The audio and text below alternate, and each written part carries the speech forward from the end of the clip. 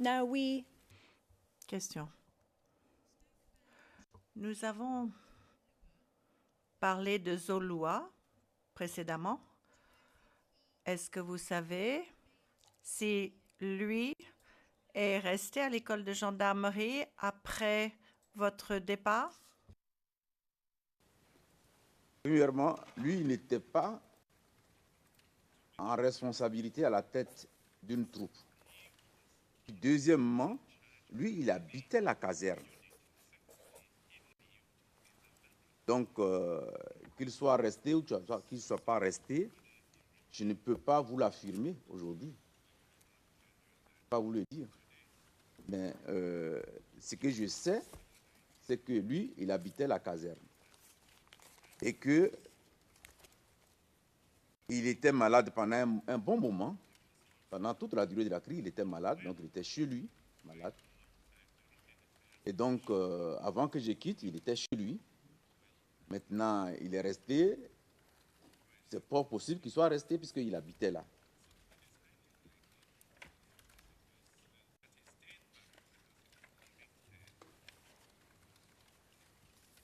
Do you know anything about the... Question. Savez-vous quelque chose quant à la relation professionnelle entre lui-même et Seka, c'est-à-dire entre Zoloa et Seka?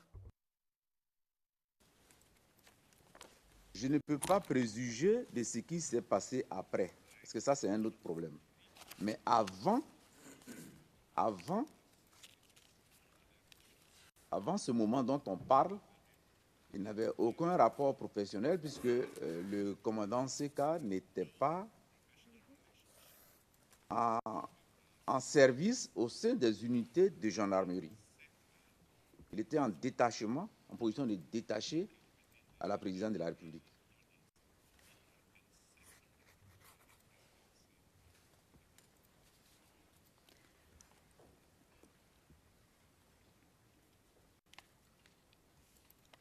Kate, you say you can't... Question. Vous dites que vous ne pouvez pas dire ce qui s'est passé après, vous ne pouvez pas préjuger, mais en fait, est-ce que vous avez appris par la suite ce qu'il en était de la relation entre Zoloa et Seka après votre départ? Ça, c'est après que c'est les informations que j'ai eues après. Alors oui, j'ai eu des informations après.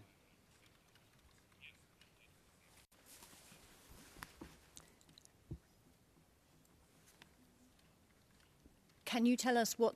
Question. Pouvez-vous nous dire ce que vous avez eu comme information?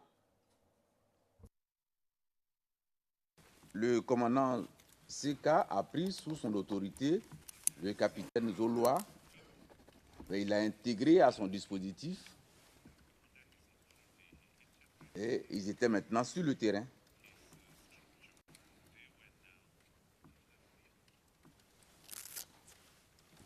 And who was commander of the second... Question. Et qui était commandant des unités du SECOS à ce moment-là, c'est-à-dire au moment où Seka a pris Zoloa sous son autorité? Puisque moi, j'étais parti. Donc, à proprement parler, il n'y avait plus de commandement au SECOS. Moi, j'étais parti. Pour raison de sécurité, moi, j'étais parti me mettre à l'abri. Il n'y a plus de commandement au SECOS.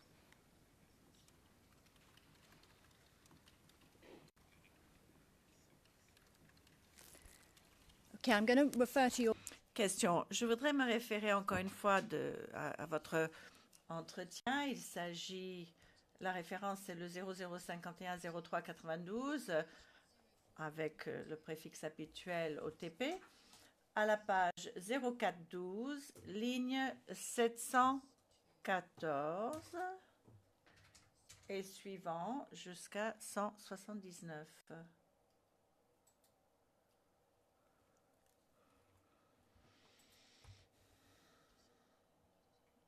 Je vais en donner lecture avant que le texte ne paraisse à l'écran, mais je le ferai lentement et je cite.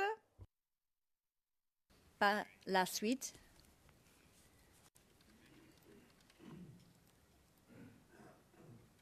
intervieweur 1, personne entendu. que quand Seka est venu prendre la responsabilité de la caserne,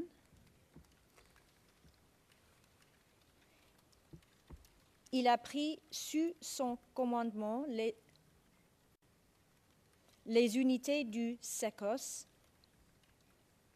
qui étaient restées à l'école de gendarmerie.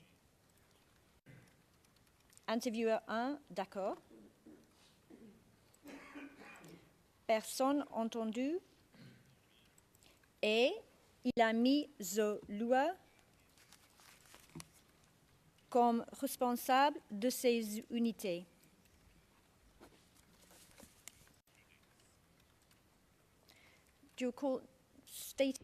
Vous souvenez-vous avoir déclaré cela pendant votre entretien?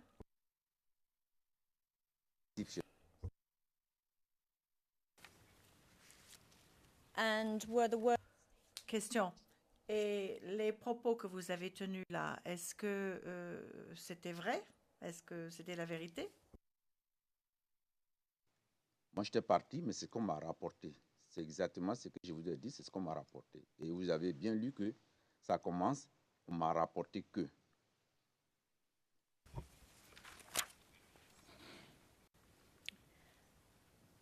And just to finish up on this, who Question. Et pour en terminer avec ce point, qui vous a dit cela?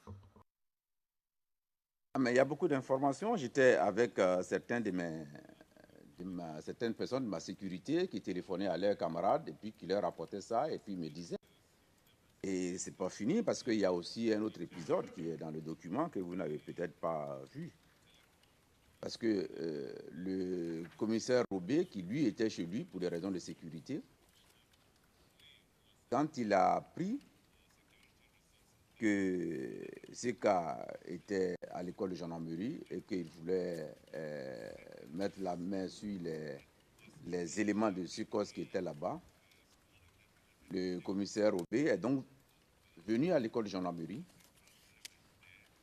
pour lui dire que si le commandant de SECOS n'est pas là, lui, en tant que responsable opérationnel, il avait peur pour les problèmes de sécurité, mais il vient maintenant pour s'occuper et prendre sous sa responsabilité les éléments de SECOS qui sont restés à l'école. Normalement, dans l'armée, la hiérarchie, c'est par rapport au galon, au grade. Robé était lieutenant-colonel et Seka commandant. Et il a donc refusé que Robé prenne la responsabilité de ses propres hommes. Comme il était assez menaçant, Robé a donc dû rentrer chez lui. Et quand j'ai appris ça, je m'en suis ouvert au commandant supérieur au téléphone. Il n'était pas content, mais c'était une période où, parce que vous n'avez pas précisé, c'était une période entre le 1er 2 avril 2011 et le 10 avril, c'était une période où la crise était généralisée à Abidjan. Il n'y avait plus du tout d'ordre à Abidjan. Donc, on n'était pas d'accord, mais malheureusement, on ne pouvait rien y faire, compte tenu de la situation qui était extrêmement critique au niveau d'Abidjan. Il faut dater ces événements-là. Ce sont des événements qui sont produits entre le 1er et 2 avril et la fin de la crise.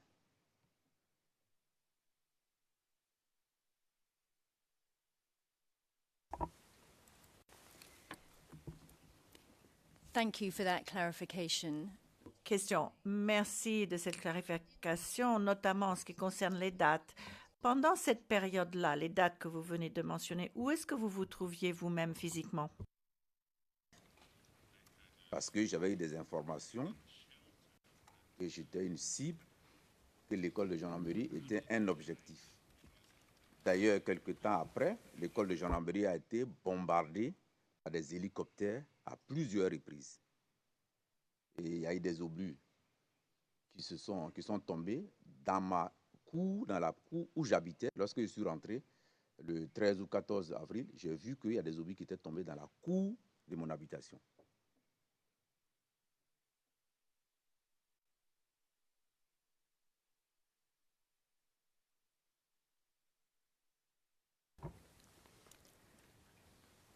And where did you take shelter? Question. Et où est-ce que vous vous êtes abrité pendant cette période? Le président, est-ce que c'est vraiment important? En fait, c'est plutôt la raison pour laquelle il s'est abrité, c'était pour qu'on ne le sache pas. Madame Pack. Bon, passons à autre chose. Nous parlions de réunions auxquelles vous avez assisté avec le chef d'état-major. Savez-vous si le chef d'état-major lui-même a rendu des comptes à ses supérieurs? Le chef d'état-major, il doit rendre des comptes à ses supérieurs, mais je ne suis pas avec lui. Logiquement, il doit rendre des comptes à ses supérieurs. Mais je ne peux pas vous dire que j'étais avec lui ou bien qu'il a rendu des comptes. Je ne peux pas l'affirmer. J'imagine que dans la hiérarchie de l'armée, on rend toujours compte à ses chefs. Mais je ne peux pas l'affirmer. Ce sont des suppositions que je fais. Il a dû rendre compte à ses chefs.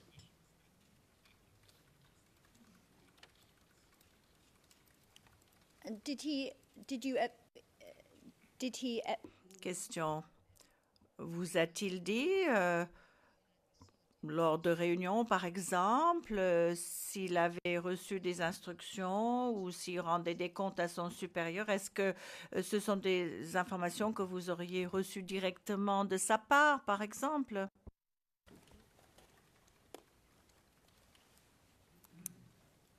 Madame, les généraux sont de très hauts responsables. Très hauts responsables dans un pays. Les généraux sont de très hauts responsables dans un pays. Et en tant que hauts responsables, leur mission est déjà prévue par les textes.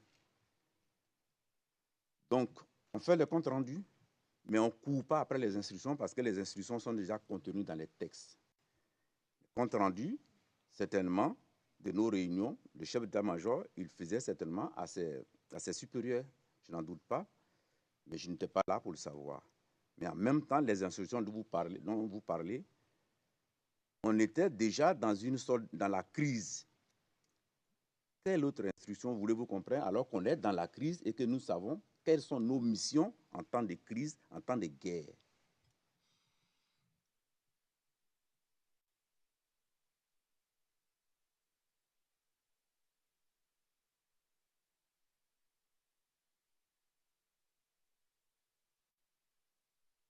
Just before Question.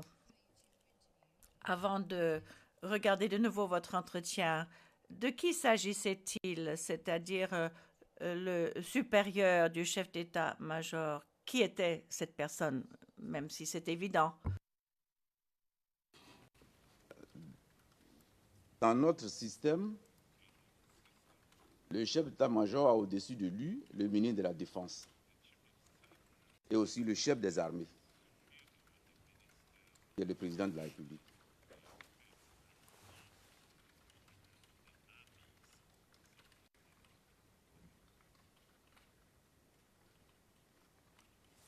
And insofar as the president of Question.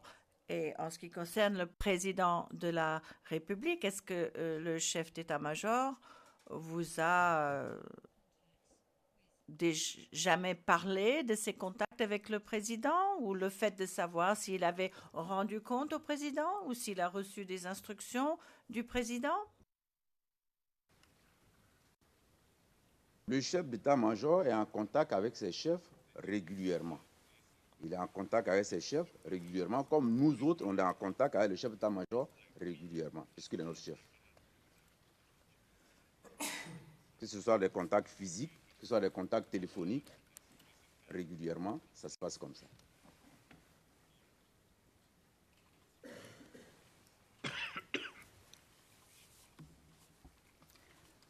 okay. Question.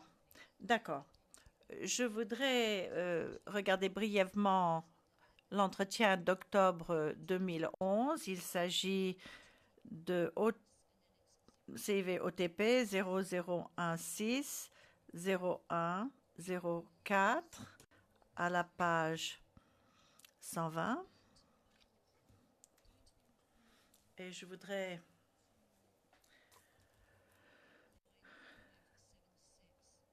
me référer au passage 576 à 583.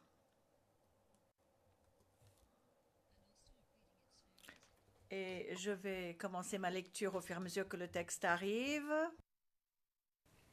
Personne entendu.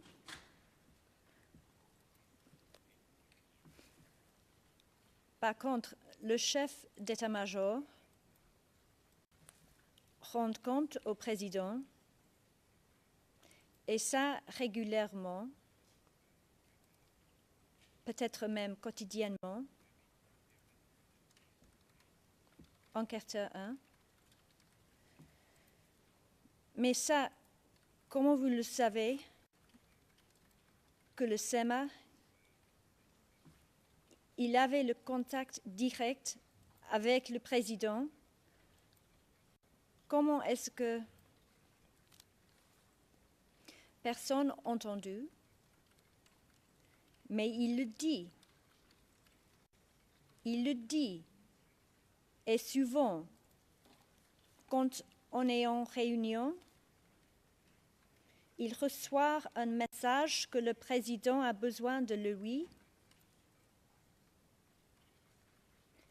Et puis il nous laisse là et va répondre au président.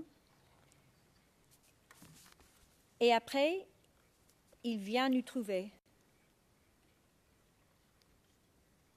Pendant qu'on attend, il vient nous trouver. Les réunions de contact quotidien avec le président, ça c'est sûr.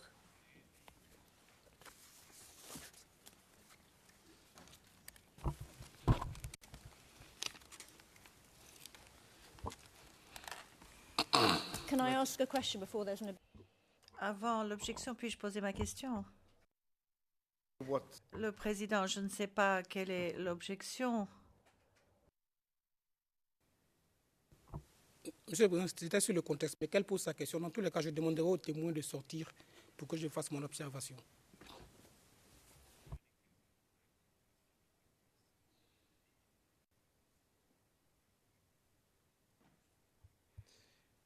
Please ask the question. Le président, posez votre question. Madame Pack, pouvez-vous confirmer que ce sont là les propos que vous avez tenus lors de votre entretien, monsieur le témoin? Non seulement c'est ce que j'ai tenu, mais c'est ce que je suis en train de vous dire tout à l'heure. C'est exactement la même chose que je suis en train de vous dire.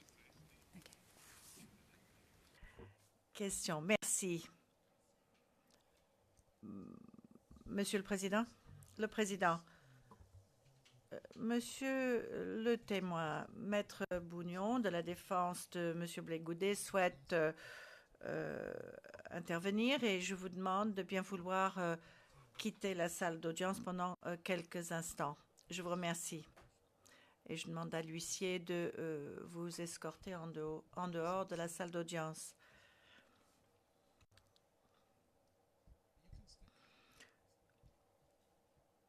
Maître Gillissen, vous pouvez rester.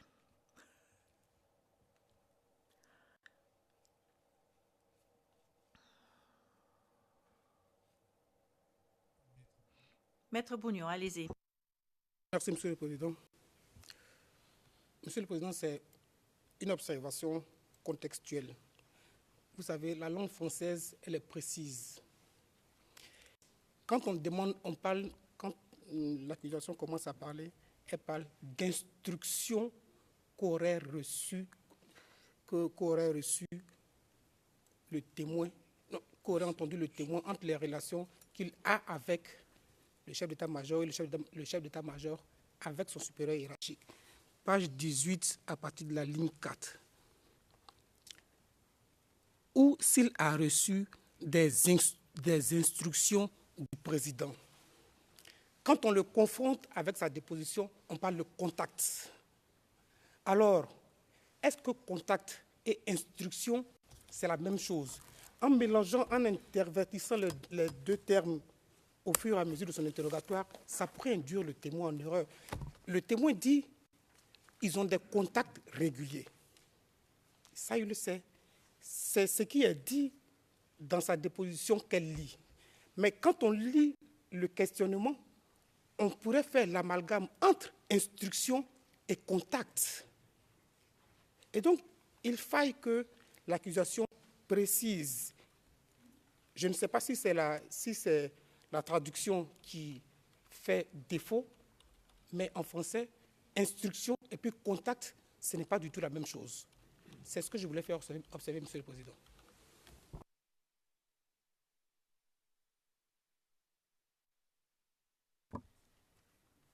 Maître Altit. Le président, Maître Altit. Monsieur le Président, je profite de ce débat que nous avons entre nous pour faire à mon tour une observation sur le procédé utilisé par mon excellente consoeur. Lorsqu'elle utilise la déclaration du témoin, ce n'est pas pour le confronter à des dires qui seraient contraires à ce qu'il est en train de dire ici. En réalité, ce à quoi veut aboutir le représentant de l'accusation, c'est que soit porté au dossier le détail précis, la formulation utilisée lors de la déclaration. Vous voyez le problème. Le problème, c'est qu'elle lui pose une question. Il répond. Mais sa réponse ne satisfait pas exactement le représentant de l'accusation. Alors elle lui lit une partie de sa déclaration pour que cette déclaration, ou cette partie, cet extrait, soit porté au dossier. C'est d'une certaine manière circonvenir la logique du questionnement. Pourquoi ? Parce que rien ne l'empêche de poser la même question qui a été posée par les enquêteurs, de la poser aujourd'hui aux témoins dans le cadre du témoignage. Mais ce n'est pas le but. Le but, c'est d'avoir la formulation utilisée dans la déclaration qui a été prise dans les circonstances que vous savez et que nous savons tous. Donc je fais toute réserve à ce procédé et je pense qu'il serait plus simple que la représentante de l'accusation pose les questions qu'elle entend poser, qu'elle juge utiles, peut-être les questions qui sont les mêmes que celles posées par les procureurs, par les enquêteurs du procureur. Tu dis quoi ?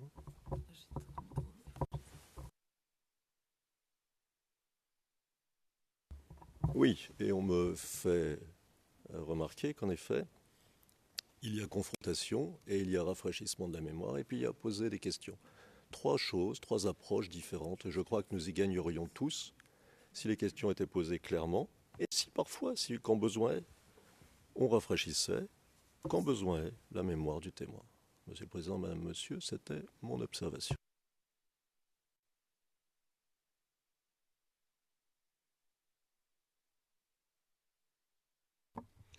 Thank you. Le président, merci. Madame Pack.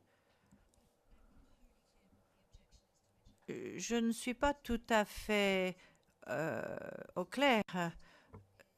Quelle réponse je dois donner? Si j'ai bien compris, il s'agissait d'une objection quant à la manière dont j'utilise la déclaration.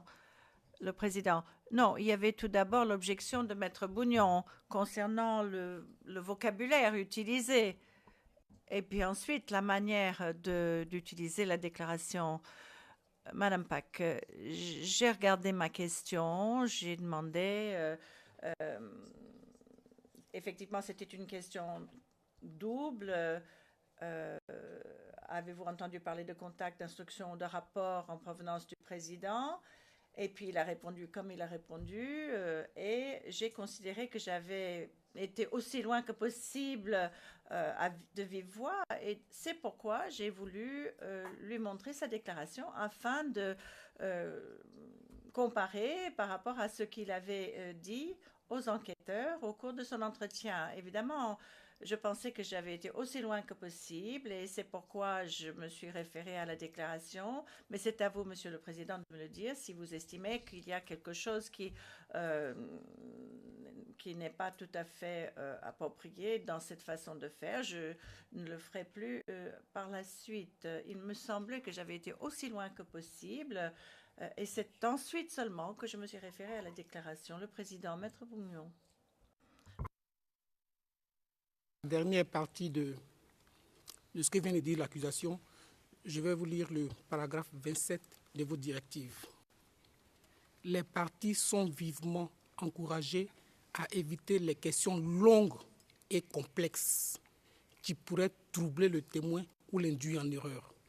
Je pense que c'est ce qu'on devrait éviter pour ne pas que le témoin soit induit en erreur, surtout qu'il y a des traductions qui sont faites.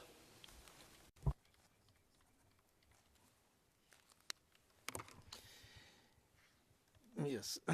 Let me answer briefly. I think Le Président, permettez-moi de répondre. Je crois qu'on ne peut pas perturber ce témoin ou l'induire en erreur. Je crois qu'il sait très bien répondre et il répond comme il l'entend. Je crois qu'il est difficile de l'entraîner en erreur, celui-ci. En effet, évidemment, je lis la transcription en anglais, je l'entends en anglais. Je ne peux pas juger de la précision des termes utilisés en français, mais je n'ai pas constaté d'erreur de traduction.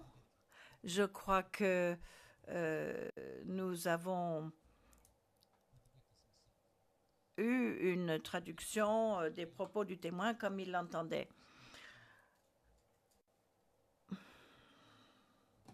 En ce qui concerne l'utilisation des déclarations du témoin, je pense que ces textes ont été utilisés de manière tout à fait à propos, puisque les questions posées par Madame Pack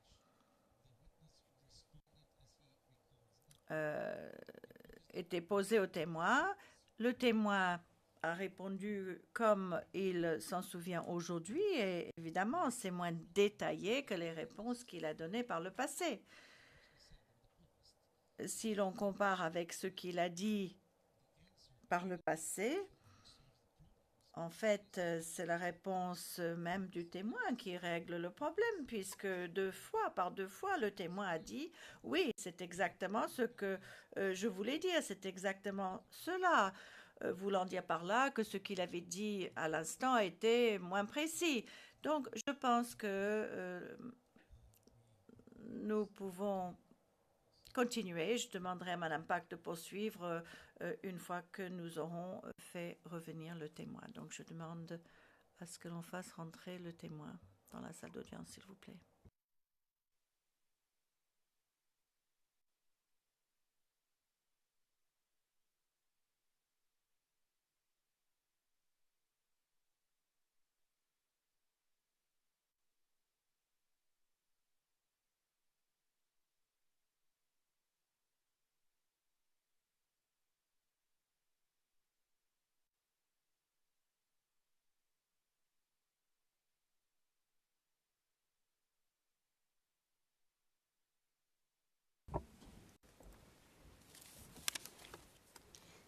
well, there must obviously Le Président, il doit y avoir une véritable différence entre ce qui est dit ici et ce qui était dit à l'époque. Madame Pack, bien sûr. Le Président, si c'est la même chose mais formulée différemment,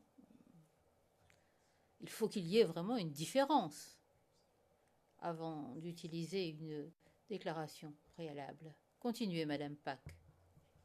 Madame Pack, je vous remercie, Monsieur le Président. Monsieur le témoin, nous allons continuer et nous allons passer à un autre sujet. Je voulais vous interroger au sujet de votre capacité à sanctionner des éléments du SECOS qui se conduisaient mal. Avez-vous ce pouvoir-là? Est-ce que vous pouviez sanctionner des éléments du SECOS qui se seraient mal comportés? Maybe before. Le président, avant de demander aux témoins s'il sanctionnait, il faudrait peut-être lui demander si, à sa connaissance, certains éléments du SECOS s'étaient mal comportés. Madame Pack, j'avais envisagé de poser une question différente sur ce sujet. Pour l'instant, pour une session à huis clos partiel, peut-être. Pour l'instant, ce sont des questions générales en audience publique. Le président, certes, mais il me semble que ça serait logique. Ça serait un raisonnement logique. Madame Pack, c'est logique en effet, et vous avez raison. En commençons donc comme ceci.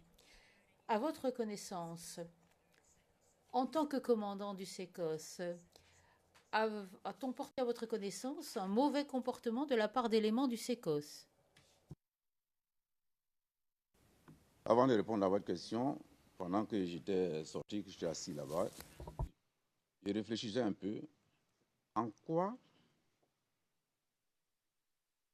est-ce inhabituel que le chef d'état-major qui conduit les opérations en temps de crise voit son chef, c'est-à-dire le chef des armées et le ministre de la Défense, en quoi est-ce que c'est inhabituel qu'il les voit régulièrement en temps de crise? C'est exactement ce que j'ai dit tout à l'heure, et je maintiens encore que, en tout cas, le chef d'état-major, il rendait compte, il voyait le président, si possible, mais il lui rendait compte au téléphone. On était en temps de crise, en temps de guerre, et le chef des armées, c'est le président, le chef d'état-major le voyait régulièrement. Et à mon avis, cela n'a rien d'inhabituel. Maintenant, je reviens à votre question. Thank you. Please do. Madame Pack, je vous remercie. Je vous en prie. Répondez à la question. Je vous rappelle qu'il s'agit d'une question au sens large. Avez-vous eu connaissance de mauvais comportements de la part d'éléments du SECOS à un moment donné en tant que commandant du SECOS? And again, Question encore une fois au sens large. Et que s'est-il passé après, une fois que vous avez appris que certains éléments du SECOS s'étaient mal conduits? Dans le système militaire, que ce soit en Côte d'Ivoire, dans n'importe quel autre pays du monde, le chef, quand un élément a un excellent comportement, qui fait quelque chose d'extraordinaire, d'inhabituel, d'exceptionnel, on le récompense. Mais en même temps, quand il fait des choses, il commet des actes qui sont contraires à l'éthique militaire ou contraires au règlement, on le sanctionne. Et au SECOS, on ne dérogeait pas à cette règle.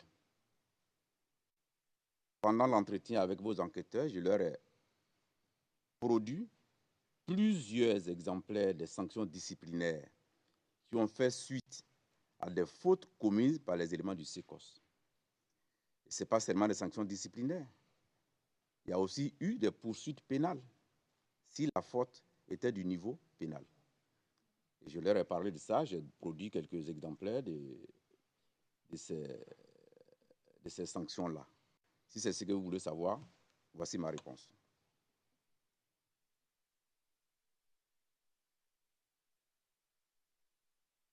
yes, this is. Madame Pack, c'est ce que je voulais savoir. Je vais vous montrer un des documents que vous avez remis aux enquêteurs du bureau du procureur dans un instant. Mais pour que les choses soient bien claires, quelle était la procédure appliquée si l'on portait à votre connaissance que des éléments du SECOS s'étaient livrés à ou avaient fait des fautes? Quelle serait la procédure alors?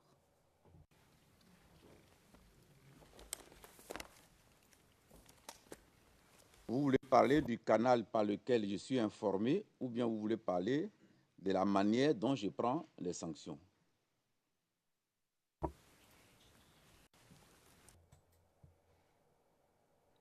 Question. Eh bien, commençons par les moyens par lesquels vous étiez informé. Comment étiez-vous informé de manquements commis par des éléments du SECOS? Et faut-il faire une différence entre les militaires, les gendarmes et la police dans ce cas-là? Dites-le nous. Tous les moyens d'information étaient utilisés. Les chefs hiérarchiques, parce que hier on a parlé de la structure du SECOS.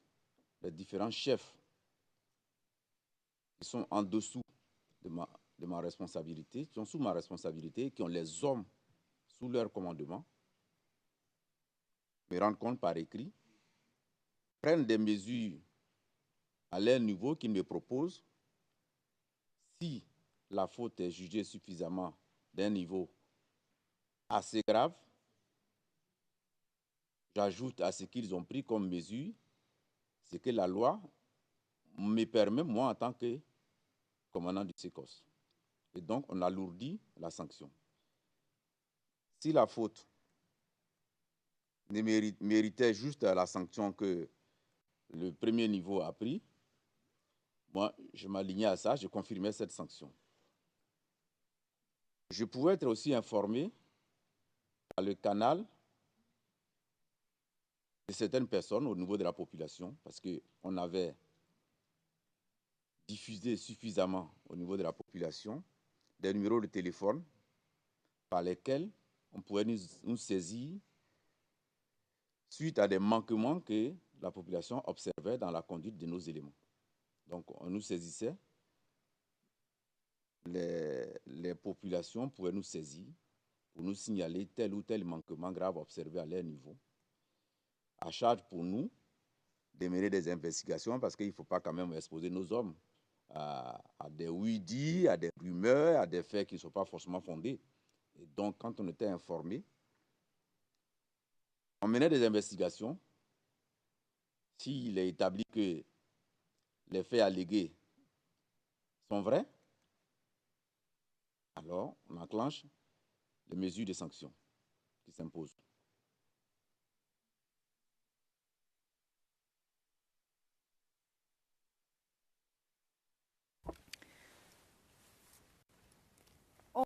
Une question. Au sujet des investigations, qui était chargé de les mener une fois que vous aviez reçu des informations sur des manquements commis par des éléments du SECOS? On pouvait charger le commandant ou bien l'officier responsable de l'élément qui a commis la faute. On pouvait le charger de faire des investigations sur la faute qui aurait été commise par un de ces éléments. Lui pouvait le faire. On pouvait aussi demander, hier vous avez vu que dans notre structure centrale, au niveau il y avait un organe qui faisait du renseignement essentiellement judiciaire. Donc on pouvait charger ces éléments-là de faire des investigations sur les faits qui nous sont rapportés afin de déterminer s'ils sont vrais ou bien s'ils ne sont pas vrais.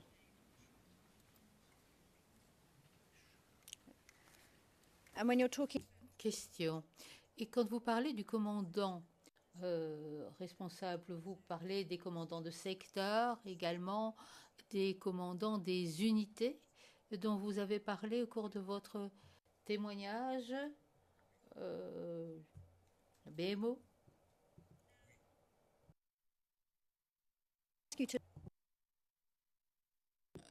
Je vous demanderai de consulter le document CIV OTP 0088-1562, article 28, sur la liste des pièces pour mes éminents collègues. C'est un document qui va être affiché à l'écran.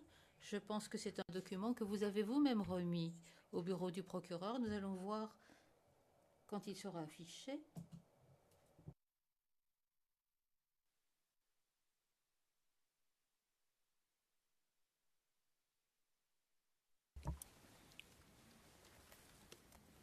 now, just Pour mémoire, 18 janvier 2009 est la date.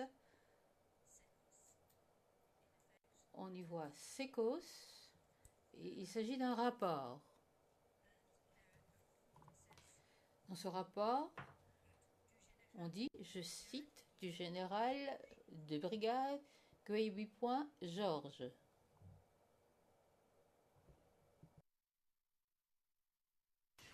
Question, do you recognize? Ma question, reconnaissez-vous ce document en regardant cette première page?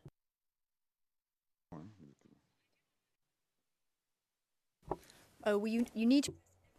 Il faudrait que vous puissiez sur le pavé, évidence 1. Peut-être que votre conseil pourrait le faire pour vous et vous devriez voir le document. J'ai également une copie papier. Peut-être que monsieur le greffier d'audience pourrait s'en charger. Le président, ce n'est pas un long document, on peut procéder. Madame Pack, vous reconnaissez ce document, monsieur le témoin?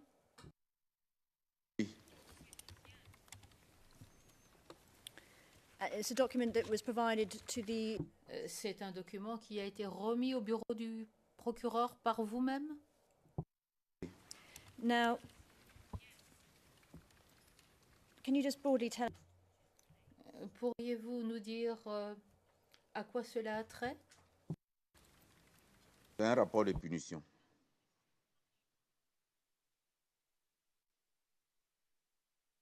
Of whom? De qui? Que le commandant du SECOS établit contre un de ces éléments.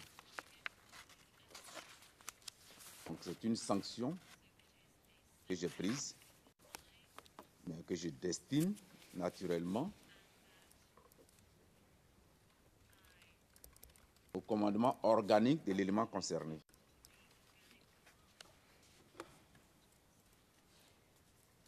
And the organic command, of course, is... Et l'élément organique, c'est la gendarmerie. C'est ça? Commandement organique de l'élément concerné, c'est la gendarmerie. Mm-hmm. So, this gendarme... Ce gendarme. Passons à la page 1, 5, 6, 8 du document. Pardon, la 1, 5, 6, 7 d'abord.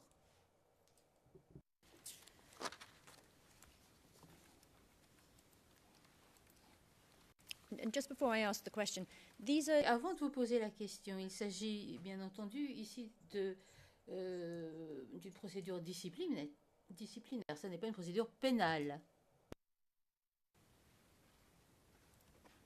C'est une procédure disciplinaire.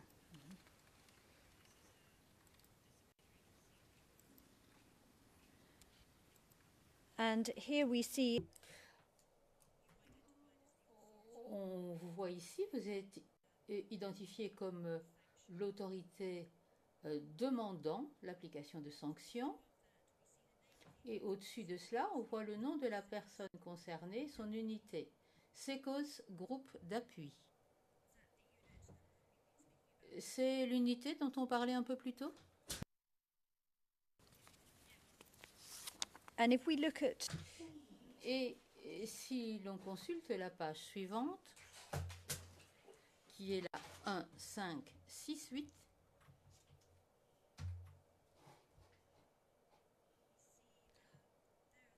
on voit en bas à droite,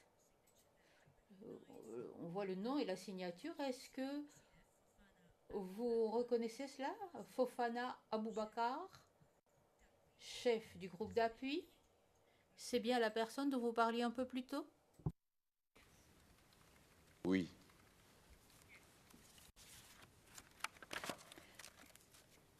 And was there a need in this... Au cours de cette procédure, est-ce qu'il était nécessaire que le commandant supérieur de la gendarmerie impose une sanction à cet élément du SECOS? Est-ce que c'est une décision que vous pouviez prendre?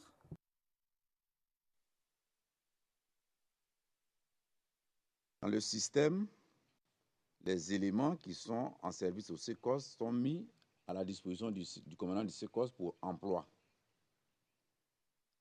Toute la gestion administrative est de la responsabilité de leur commandement organique.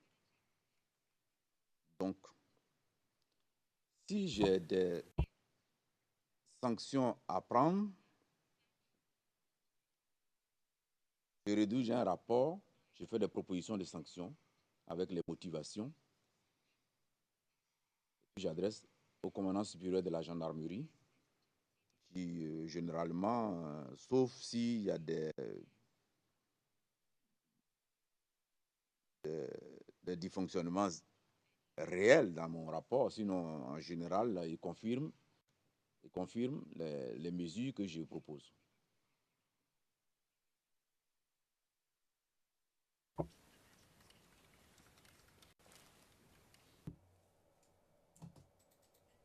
Question. Une question de suivi. Et ce rapport est adressé à qui?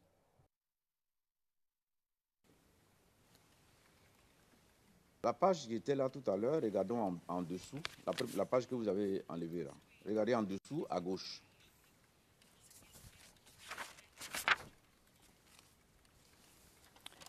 Okay, we'll look at that then. Nous allons le faire. Page 1562.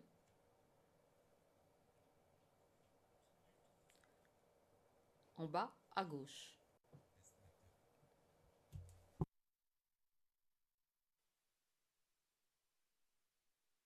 So who is that then? What do they?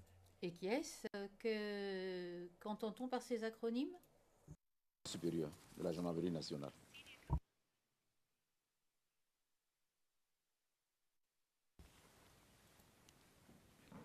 And finally, on the Et à la page 1569 de ce document, que l'on voudra bien afficher. and we can see there that the On voit ici qu'il y a un cachet avec votre nom. Dans la case, je cite, avis des chefs hiérarchiques. Et puis une autre case, si l'on descend, je cite, décision du commandant supérieur de la gendarmerie.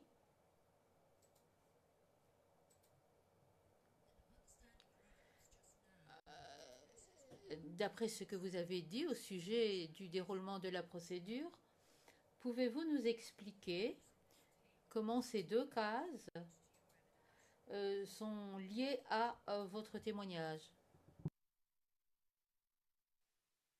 Je ne comprends pas votre question. I'll make it. Je vais préciser. Il y a là votre avis en haut. Est-ce que on attend alors, vous attendiez alors la décision du commandant supérieur de la gendarmerie? Dans le document qui était là tout à l'heure, vous avez vu que ça a été signé par le commandant d'unité, le capitaine Fofana Aboubakar. Ça, c'est le premier niveau qui propose de la sanction. Ensuite, ça arrive à mon niveau. Je confirme la sanction et je mets mon droit. 8 jours d'arrêt de rigueur, sans sursis. Je signe. Je transmets au commandant supérieur. Maintenant, il lui appartient de confirmer ou s'il estime que l'ensemble des dossiers que j'ai présentés ne sont pas de nature à ce que l'intéressé puisse subir 8 jours d'arrêt de rigueur, il peut soit moduler, soit annuler, ou alors il peut confirmer, ou alors aggraver. Donc, moi, je ne peux pas préjuger de la décision du commandant supérieur qui vient après ma décision.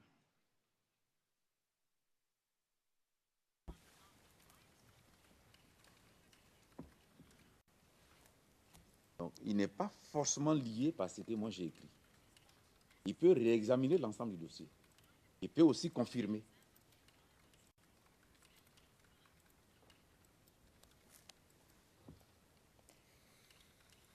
The interpreters have just asked, in fact, if you would.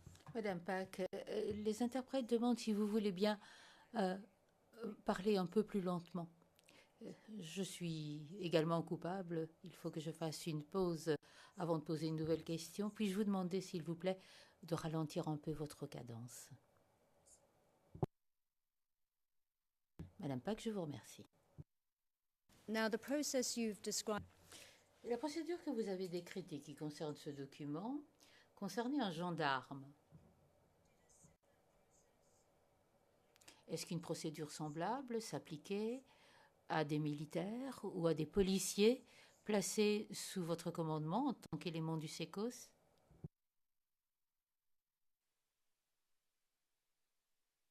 Pour les militaires, c'est à peu près identique à la procédure des gendarmes, parce que c'est le même corps quasiment.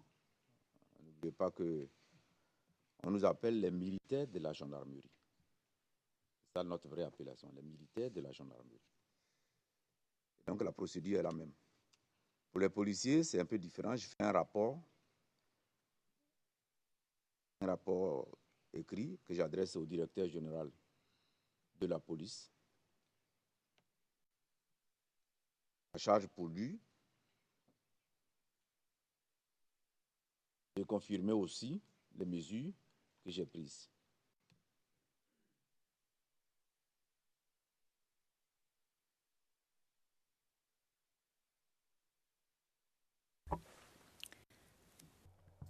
Question. Est-ce qu'il y avait une procédure alternative lorsque l'on pouvait démontrer que une infraction pénale avait été commise par un élément du SECOS, ou bien est-ce que c'était la même procédure?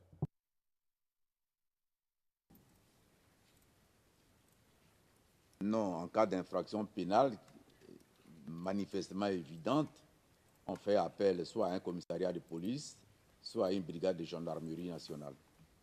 Donc on met notre homme à la disposition de la brigade de gendarmerie ou du commissariat de police. Et là, il travaille sous l'autorité du procureur de la République qui est compétent. Parce qu'il y a deux procureurs à Abidjan, selon que ce soit Yopougon ou bien les autres communes d'Abidjan.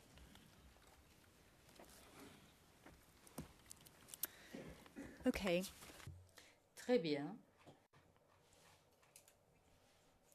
Nous pouvons passer à un autre sujet. La pause va avoir lieu dans quelques minutes. Elle a en général lieu à 11 heures. Ça devrait aller vite, mais je vais vous interroger sur un autre sujet. Il s'agit du cadre juridique plus vaste du FDS.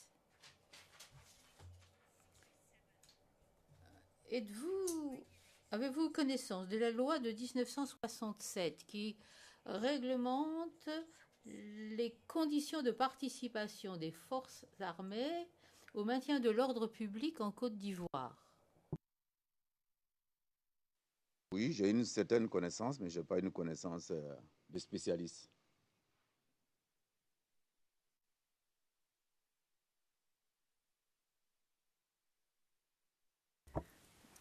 We'll take a quick look. Nous allons la consulter brièvement. C'est l'article 34 sur la liste des pièces.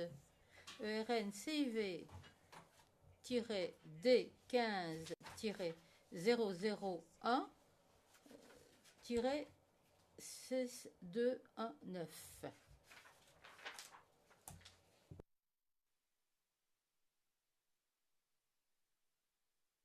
We're not going to spend too long on it, but let me just. On ne va pas y consacrer trop de temps, mais je vous demanderai de bien vouloir nous aider au sujet de quelques articles. Il faudrait peut-être vous remettre une copie papier parce que la police est très petite. On pourrait peut-être donner, et nous en avons une ici, une copie papier aux témoins pour lui faciliter la lecture.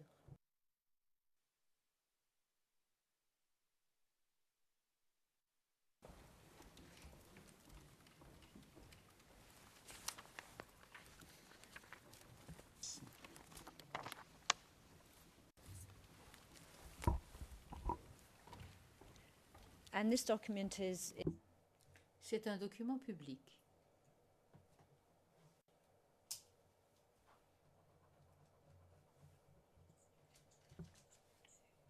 Prenons l'article 2.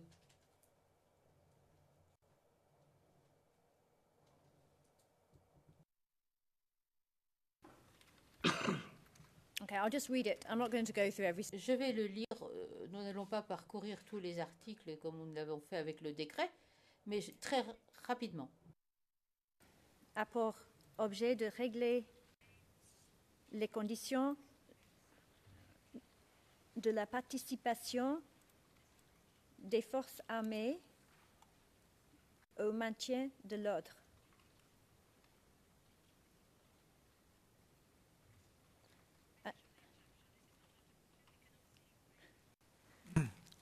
Okay, well, we could just go down. Question. Est-ce qu'on pourrait peut-être descendre un petit peu? J'aurais dû avertir le greffier d'audience. Voilà, l'article 2, le voilà, il est en haut de la page.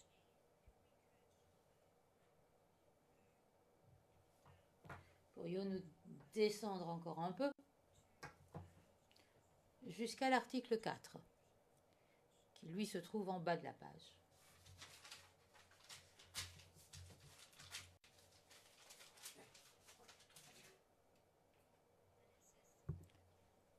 On y dit, et je lis, je cite, est assuré normalement par la police et la gendarmerie et complémentairement, en cas de nécessité, par les unités des forces terrestres,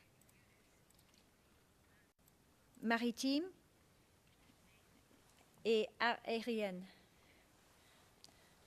And just finally, et enfin, l'article 3, là il faudrait remonter un peu, paragraphe 2 de l'article 3.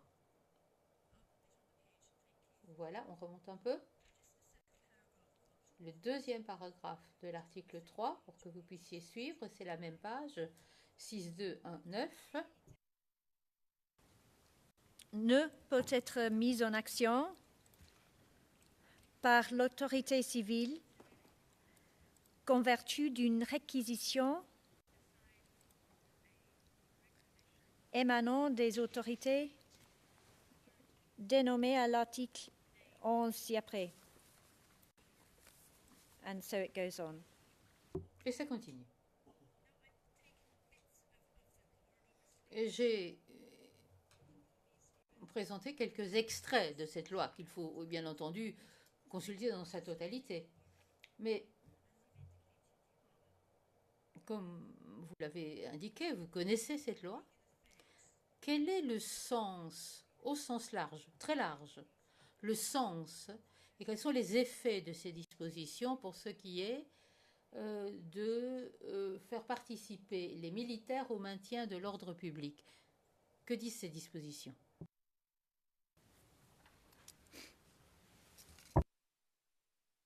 On relit alors.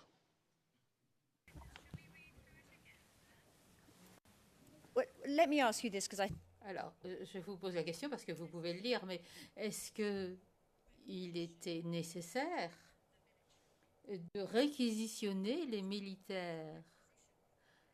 Est-ce qu'il fallait une réquisition pour que les militaires participent au maintien de l'ordre public en Côte d'Ivoire?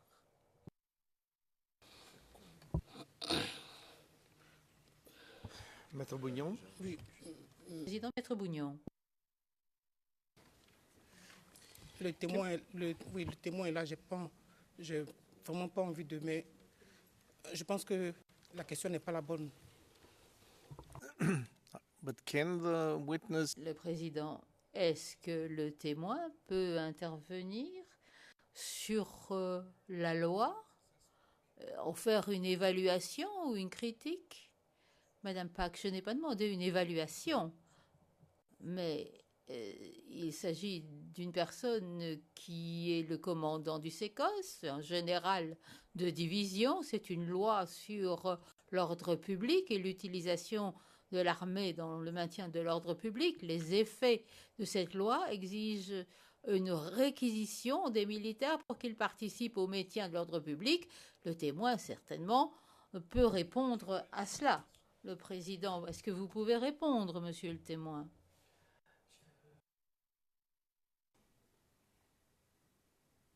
Je voulais que la question soit un peu plus précise. Parce que jusqu'à présent, je ne vois pas très bien, je ne comprends pas très bien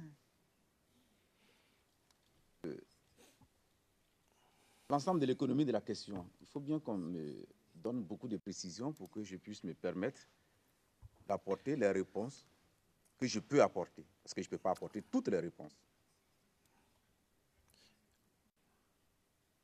So I give half an hour. Le président, je vais donner une demi-heure au bureau du procureur pour réfléchir à la question. Nous allons donc nous arrêter pour procéder à la pause. Et nous reprendrons à 11h30. Cette audience est suspendue.